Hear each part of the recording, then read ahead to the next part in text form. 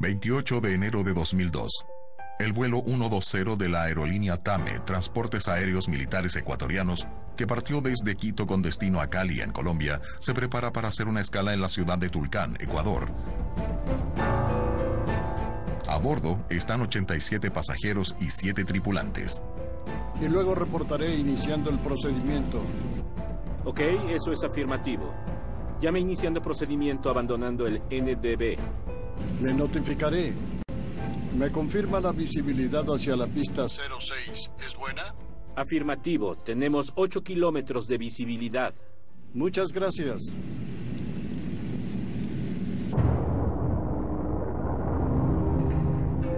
El aterrizaje debería ser a las 10:26 de la mañana, pero a 3 minutos del aterrizaje, la torre de control del aeropuerto de Tulcán pierde el contacto con el TAME. TAME 120 Tulcán. TAME 120 Tulcán. TAME 120 Tulcán.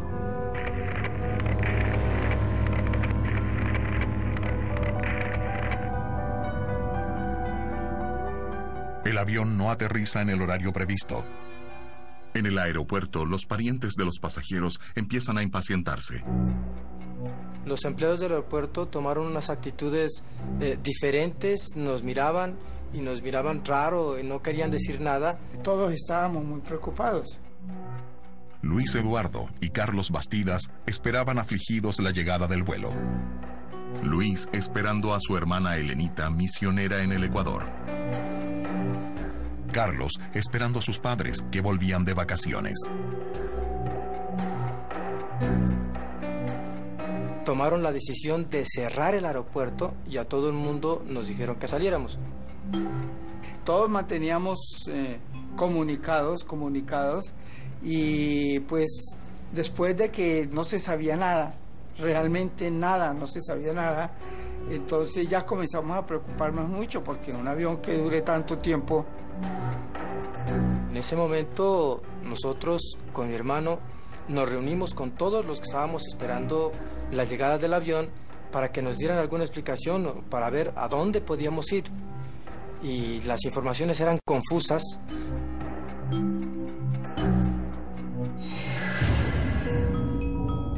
La Fuerza Aérea en la ciudad de Cali recibe la información de parte de la Aeronáutica Civil de la desaparición de un avión de la aerolínea TAME en los límites entre Colombia y Ecuador. Carlos Garcés, de la Defensa Civil de Colombia, recuerda que la orientación era para que las búsquedas se concentrasen en la ruta del TAME 120 en la región del volcán Cumbal, frontera entre Ecuador y Colombia. Pasos acompañados por el equipo de la Cruz Roja. Y el volcán es muy grande. Comenzamos a dividir grupos. Un grupo que comenzó a darle la vuelta completa al volcán. El volcán en la cordillera de los Andes queda a 4.764 metros de altitud. Cuando ocurrió el accidente yo estaba en España en un vuelo y yo era piloto de B767, instructor de vuelo. Orlando Jiménez fue convocado para liderar la investigación. Integrante de la Aeronáutica Civil Colombiana, ya investigó cientos de accidentes aéreos. E iniciamos un plan de trabajo de integración con la Comisión de Investigación de Ecuador. El primer día de búsqueda del avión desaparecido es en vano. Los familiares de los pasajeros del vuelo 120 de TAME comunicamos a la opinión pública lo siguiente, que desde el día de ayer nos encontramos en las instalaciones del aeropuerto Alfonso Bonilla Aragón en espera de una respuesta positiva frente al siniestro y no hemos obtenido sino comentarios y especulaciones. La localización de la aeronave es incierta y comenzaron a surgir diversas hipótesis sobre su desaparición. Hay varias hipótesis que se nos han hecho conocer, como por ejemplo, por parte de los señores familiares con quienes acabamos de tener una reunión informativa, se nos ha dicho que puede ser un secuestro. Esa es una situación que no está confirmada y que trabajaremos también en ese sentido.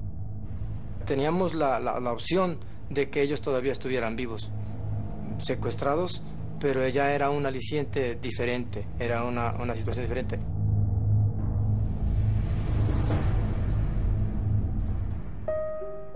Y cuando yo estaba hablando con mi esposa, que no sabía qué había pasado, confirmaron en ese momento. Y entonces allí fue...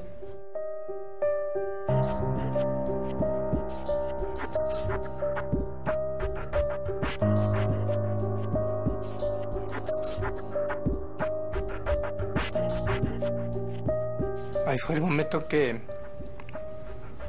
a mi esposa me tocó confirmarle que el avión se había accidentado en Cumbal. El avión es encontrado en territorio colombiano, en una región aislada del volcán Cumbal. Un reportero de la televisión colombiana estaba acompañando a los equipos de búsqueda e investigación. Fue un campesino el que dio el aviso de que el avión estaba accidentado en la parte nororiental del volcán de Cumbal. El sitio es un sitio de bastante difícil acceso, es casi un nevado. Las personas que tienen acceso allí pues son gente experta en socorrismo, Cruz Roja y rescate de este tipo.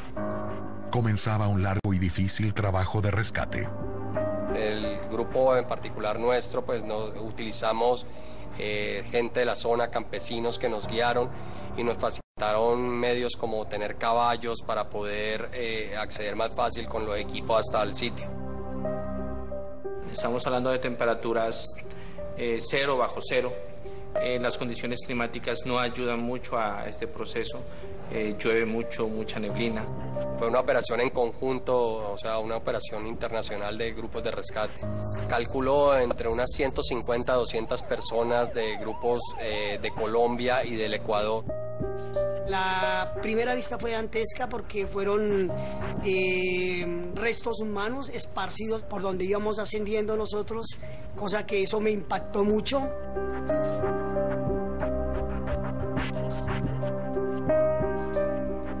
Era un paisaje desolador y una destrucción total en el sitio, o sea, no había posibilidades de encontrar a nadie con vida. El impacto generó la fragmentación tanto del avión como de sus ocupantes. Cuando entró una llamada por celular diciéndonos que habían encontrado los restos.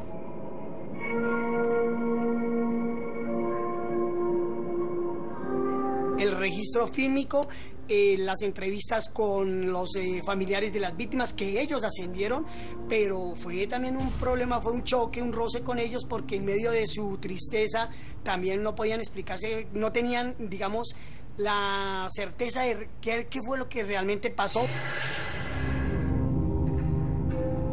Yo no estuve en el sitio en particular porque era de muy difícil acceso. Repartimos la investigación y para el arribo nuestro ya habían estado en el sitio del accidente algunos investigadores de campo en el sitio estableciendo las mediciones, las fotografías. Se construyó el mapa que siempre se debe construir de ubicación de los diferentes componentes del avión para luego ser revisado por los investigadores y efectuar las teorías y la orientación de la misma. La NTSB de los Estados Unidos también es alertada. La agencia americana cuenta con alta tecnología para analizar las cajas negras y mucha experiencia en investigaciones de accidentes aéreos. Bob McIntosh, representante de la NTSB, acompañó las investigaciones.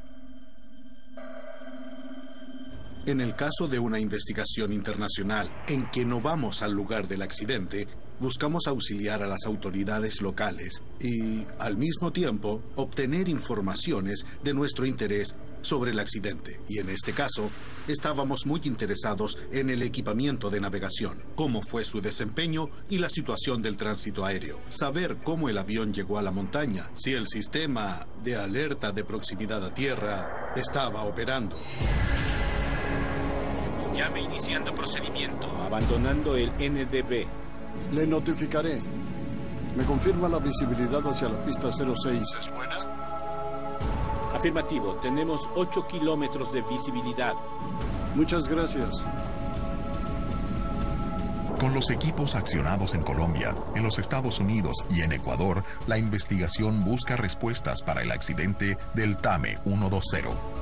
Mirando las fotos tomadas por los investigadores de campo de Ecuador, tuvimos la impresión de que había sido un accidente con un impacto a alta velocidad.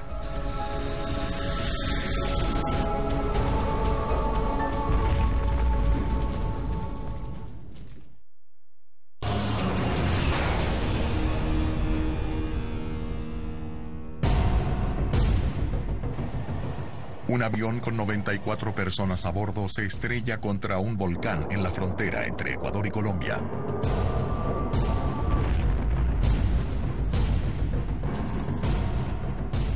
No hay sobrevivientes y casi todas las víctimas son colombianas.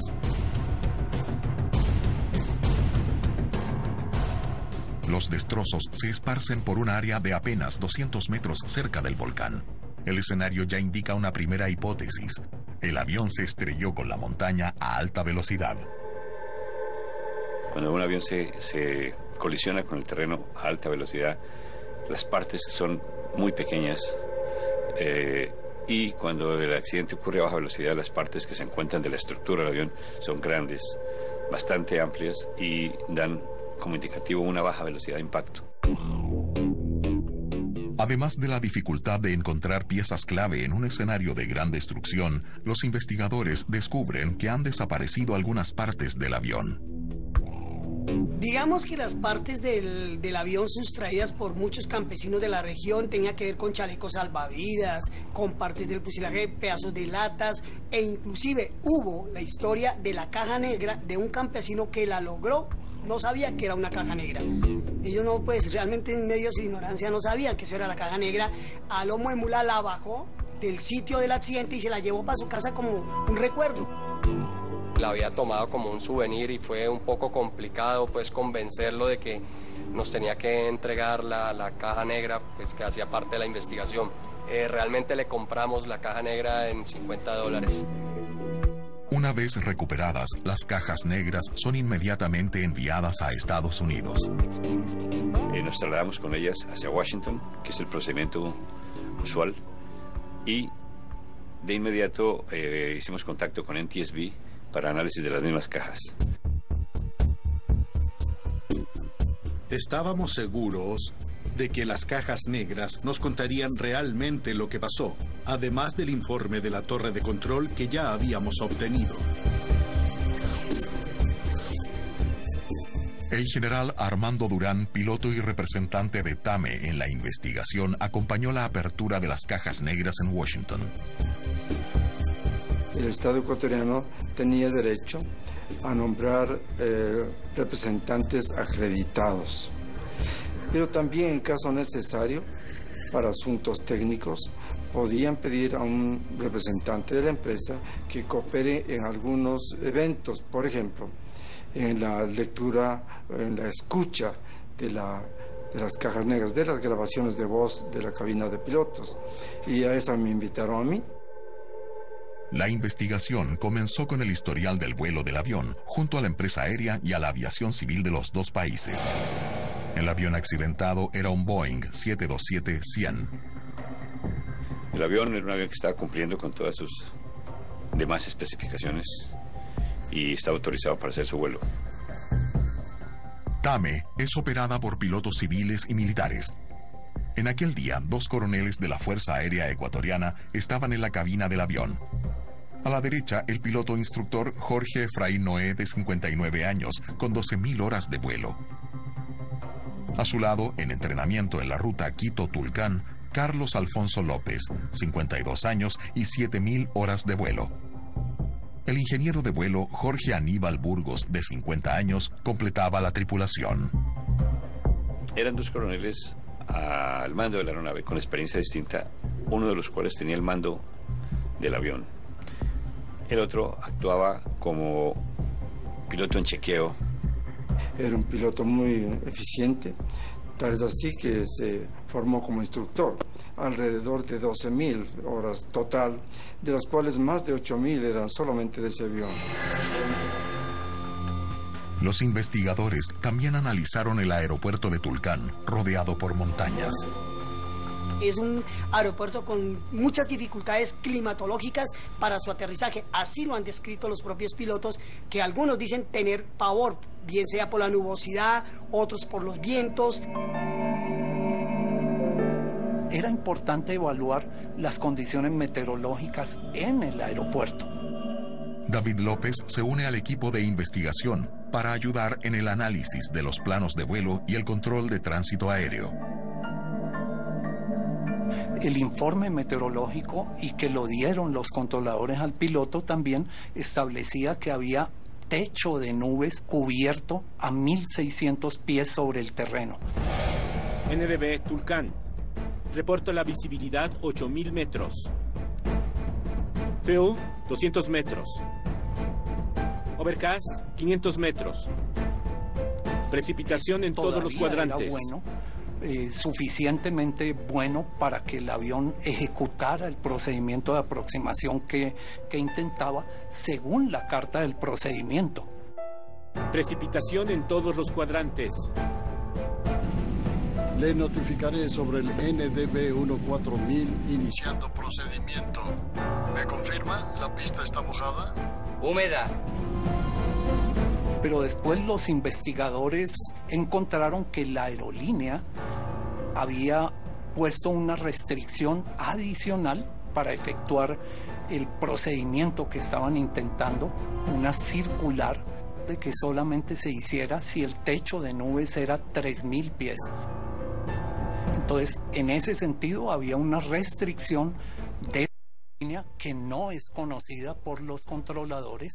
En el Tulcán reporta la visibilidad. ¿Por qué razón el vuelo prosiguió a pesar de las condiciones meteorológicas en Tulcán?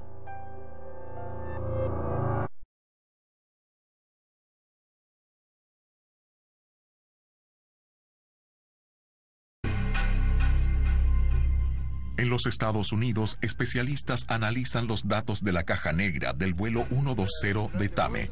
Y los investigadores de Ecuador y de Colombia siguen con las dos pistas que tienen en sus manos: un piloto en instrucción y la decisión de la tripulación de seguir para Tulcán, que estaba en condiciones meteorológicas por debajo de los mínimos recomendados por la compañía. Quito, Tulcán, buenos días. Es el 120. 120, Tulcán, prosiga. Buenos días, es el 120, estamos ahora a 29 millas del NDB de Tulcán. ¿Me da instrucciones, por favor? El controlador autorizó la aproximación basado en que la condición actual meteorológica era suficiente para el avión de TAME. Pero la tripulación es la que determina los valores exactos y ha debido requerirlo al controlador.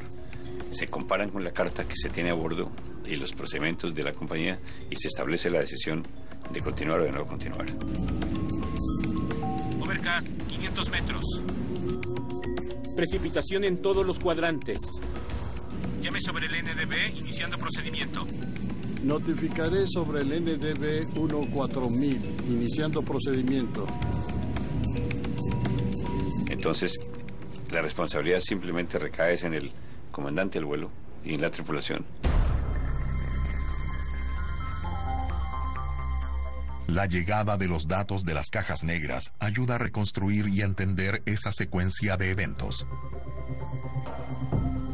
Las grabaciones estaban razonablemente buenas, por lo que me acuerdo, y no fue algo realmente complicado extraerlas. Los colombianos y los ecuatorianos eran bien conocidos por nosotros en cuanto a sus investigadores profesionales. Y por eso fue algo relativamente fácil la colaboración y el inicio de la investigación sobre las informaciones que teníamos. Sin la información de las cajas negras, no hubiéramos podido llegar a la conclusión del accidente, de la causa del accidente. Muy pronto, quizás un par de semanas, algo así, se estableció la información de las cajas negras y establecimos dos grupos de trabajo, una en cuanto a la grabación de voces de cabina y otra en cuanto al Flight Data Recorder, que finalmente se unen las dos para saber la operación que el avión tuvo y la conducta o comportamiento de la tripulación. El piloto Armando Durán estaba en el grupo de trabajo que analizó la grabadora de voz.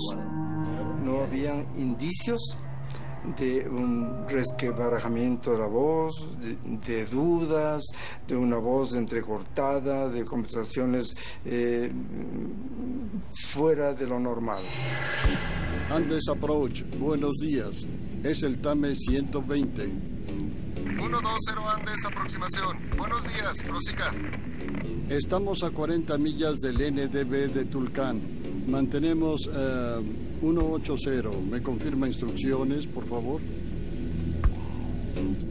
Pese a la aparente normalidad, cruzando la información de la grabadora de datos de vuelo con la grabadora de voz, los investigadores descubren que la ruta prevista en el plan de vuelo no era la misma utilizada por el piloto. Nos dimos cuenta que el plan de vuelo fue presentado por la ruta Golf 675. Esa ruta está trazada para ir al VOR de Ipiales.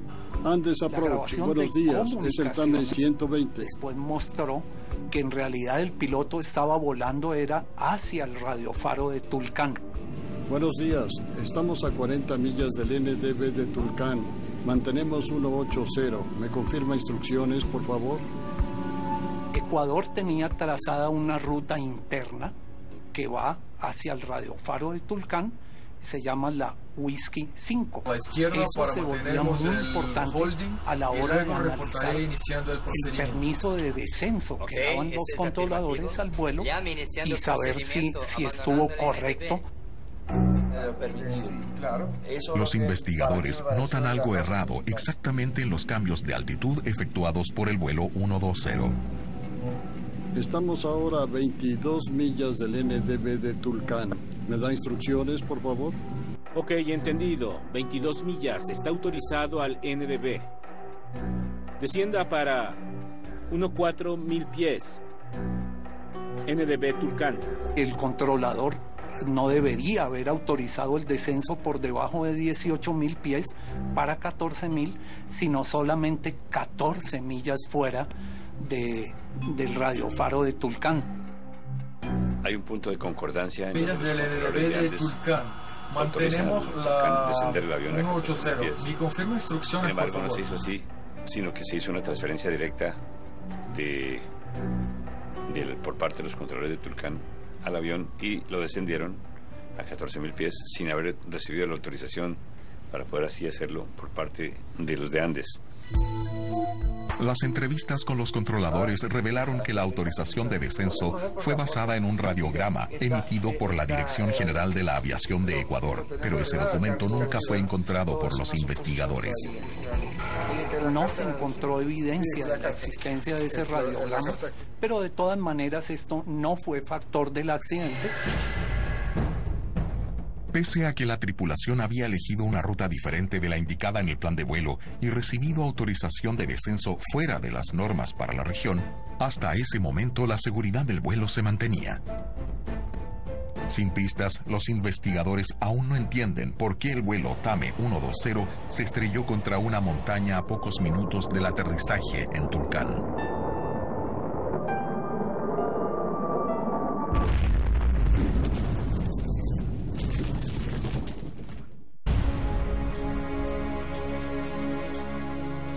La investigación del accidente del vuelo TAME, donde fallecieron 94 personas, ya se extiende por 2 semanas, pero sin ningún dato que pueda ser asociado a las causales que llevaron al Boeing a estrellarse contra un volcán en la frontera entre Ecuador y Colombia.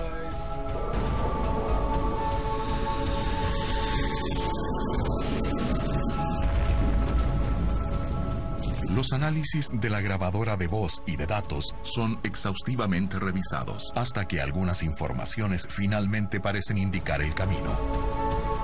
El piloto le mencionó al controlador que se iba a incorporar a la espera, al holding, y que después avisaría iniciando el procedimiento.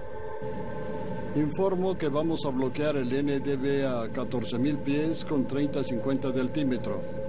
Iniciaremos un viraje por la izquierda para mantenernos en holding y luego reportaré iniciando procedimiento. Ok, afirmativo. Llame iniciando procedimiento, abandonando el NDB. Le notificaré. El piloto entendió que estaba entrando en una espera y que dentro de la espera podría mantener 230 nudos. Cuando hay un patrón de espera en un sitio donde hay cerros, generalmente las cartas de navegación indican las velocidades a sostenerse en esos patrones, justamente para no salirse de esa área de protección y evitar que un avión se acerque demasiado a un cerro que esté relativamente cercano. En la carta de navegación aparecía una restricción de velocidad de 180. Damos la vuelta aquí y directo en la cara se rompe todo el avión. Lo cual significaba una diferencia de 50 nudos, que asimismo implicaba un desplazamiento muy grande en el área de patrón de navegación con respecto a un obstáculo que estaba marcado en la carta, y era el Cerro de Cumbal. La investigación también cuestiona cómo estaba escrito el concepto de velocidad en la carta de procedimiento de aproximación a Tulcán. La restricción de velocidad estaba en la parte inferior, en la vista de perfil. Y hay alguna controversia sobre si también debería estar publicada en la vista de planta, en la vista de techo, para que el piloto pueda hacer una mejor apreciación de la restricción de velocidad. Además de la velocidad por sobre los límites exigidos para la aproximación, el avión de TAME mantenía el ángulo de inclinación de las alas muy abierto. Entiendo que inició el viraje con 15 grados, es un viraje muy suave. Lo normal para este tipo de procedimientos que está establecido es que se inicie con por lo menos 25 a 30 grados, es decir, un viraje más pronunciado que le hubiera tenido más cerca y dentro del área de protección. Estamos ahora iniciando viraje rumbo 085. Notificaré sobre el NDB. Ok, recibido. El viraje más amplio lleva al avión fuera del área de protección.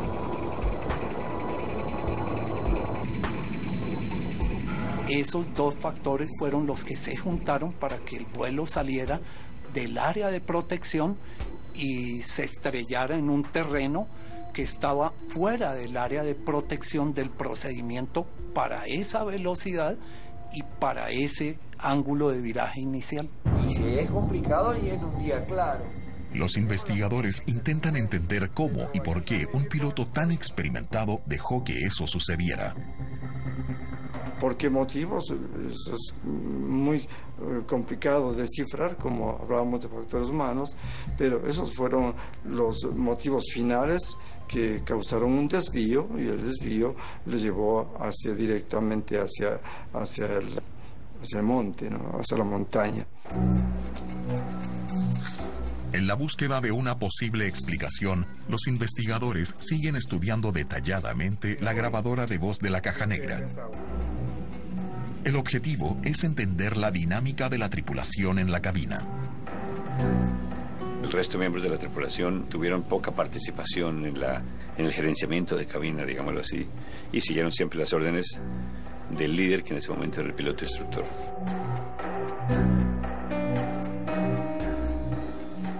Pero las decisiones tomadas por el piloto instructor o piloto examinador eran totalmente inapropiadas, y la atmósfera social dentro de la cabina no permitió que otro piloto hiciera cualquier observación.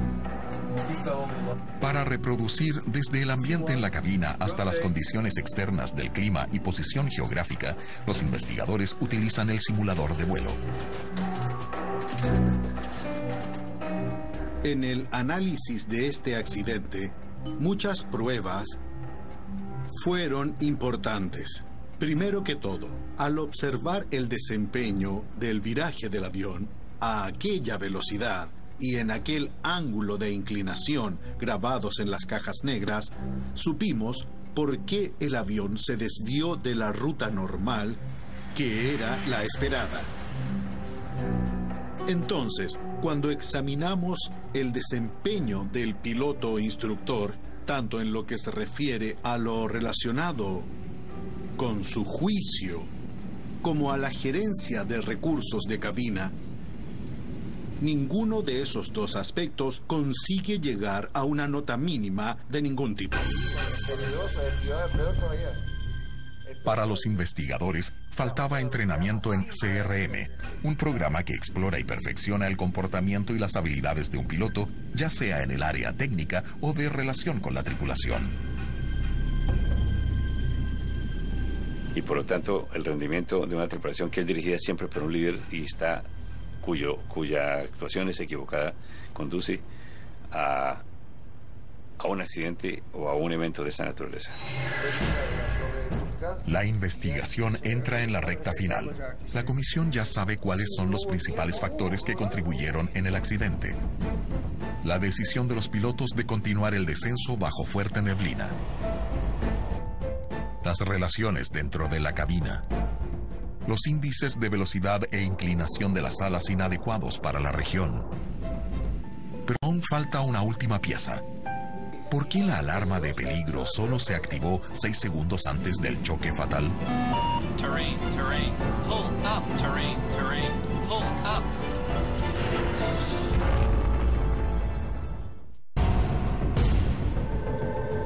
Estamos ahora iniciando viraje rumbo 085. Notificaré sobre el NDB. Ok, recibido.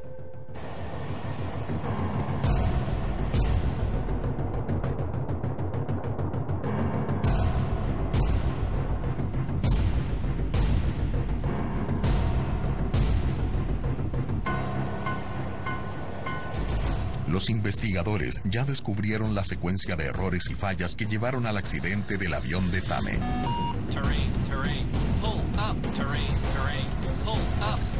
Y una última pieza completa el trágico rompecabezas. Hubo una alarma de 7 a 8 segundos por parte del Ground Proximity Warning System.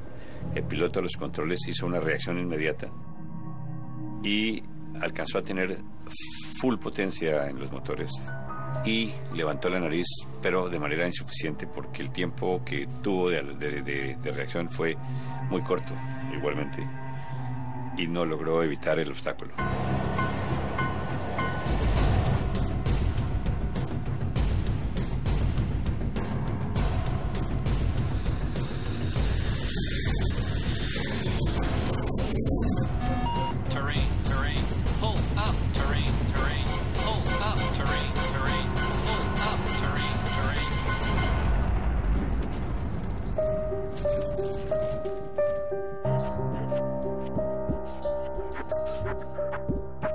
Los investigadores descubren que la alarma de aproximación al terreno, el GPWS del avión de TAME, no era de última generación. Como consecuencia, también podemos decir que si el avión hubiera estado equipado con el Ground Proximity Warning System último que la industria tenía en este momento, es posible que la acción de escape se hubiera podido efectuar exitosamente.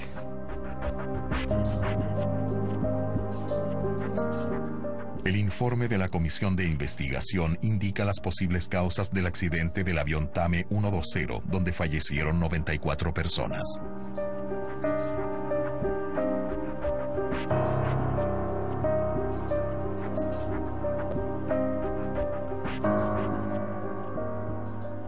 La secuencia de eventos que condujeron al accidente se pueden narrar en la siguiente forma: iniciación del vuelo con mínimos meteorológicos por debajo de los autorizados.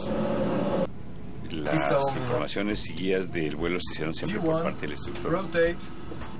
La utilización de velocidades demasiado altas a mantener en el patrón de tráfico de sostenimiento para poder iniciar la aproximación. Y finalmente, la ocurrencia de un Ground Proximity Warning System que solamente dio entre 6 y 8 segundos de aproximación al obstáculo, que no dio tiempo suficiente a la tripulación para evitar la colisión contra el terreno.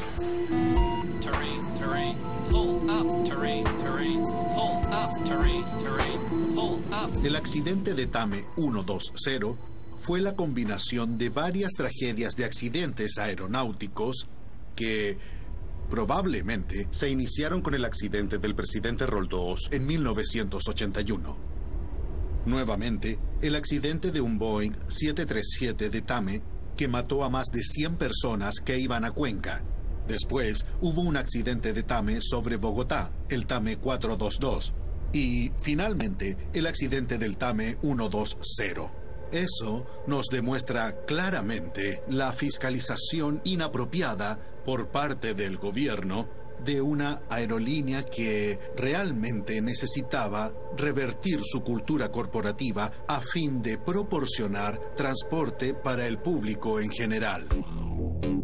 El general Armando Durán revela una trágica ironía en el caso del TAME 120. En la época del accidente, el comandante Noé era instructor en un curso de seguridad de vuelo. Como instructor trabajé en algunos programas orientados a seguridad de vuelo. Es interesante conversar de un programa que se llama CEFIT, las siglas en inglés, Controlled Flight into Terrain, vuelo controlado contra el terreno, que es un programa que intenta instruir a los tripulantes, a las personas, para tomar todas las precauciones necesarias a fin de evitar colisiones contra las montañas. Más de una década después del accidente, ¿qué cambió en la aviación para que una tragedia como esta no se repita? Terrain, terrain, pull up, terrain, terrain. Terrain.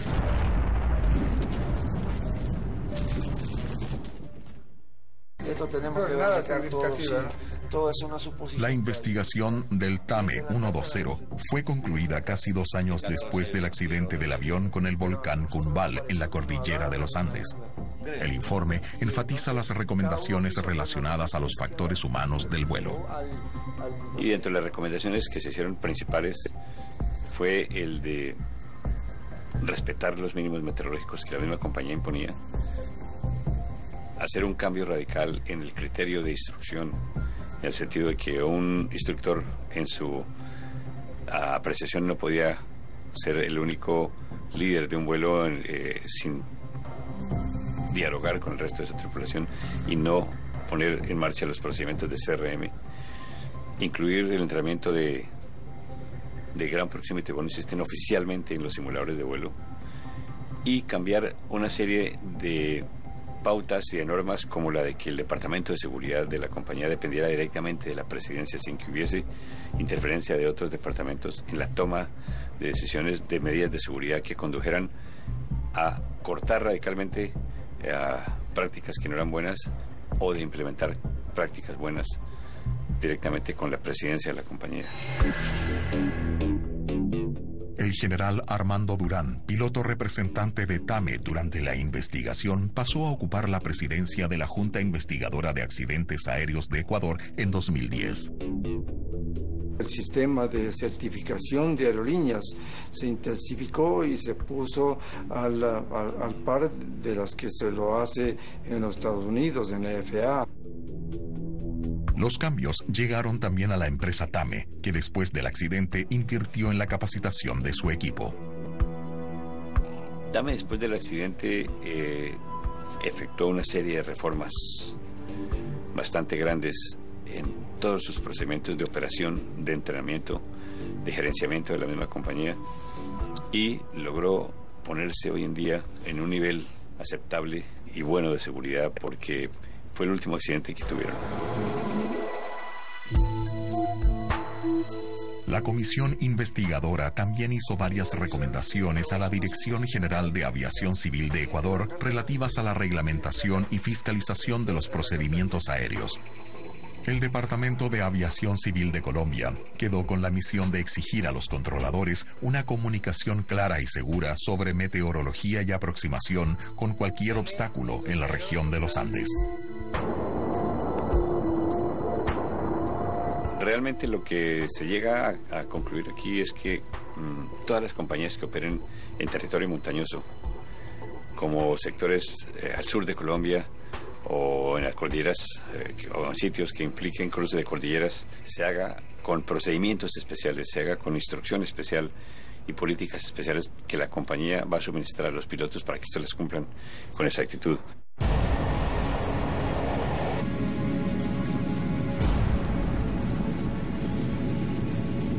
Iniciaremos un viraje por la izquierda para mantenernos en holding. Llame iniciando procedimiento, abandonando el NDB. Le notificaré. El accidente de TAME 120 registró un clásico ejemplo de una compañía que estaba fuera de control y de patrones de calidad que no eran apropiados para el transporte internacional. Fue una investigación internacional con Colombia y Ecuador. Ellos lo trataron con una actitud muy madura. La compañía y el gobierno del Ecuador encararon esto seriamente para cambiar la forma de cómo se efectuaban las cosas, de lo que antiguamente era algo como un club de vuelo militar para un patrón de aerolínea internacional, y también el gobierno del Ecuador haciendo una fiscalización que sería mucho más apropiada para la aviación internacional. Pasados 10 años desde el accidente, familiares y amigos de las víctimas no olvidan aquella mañana de enero.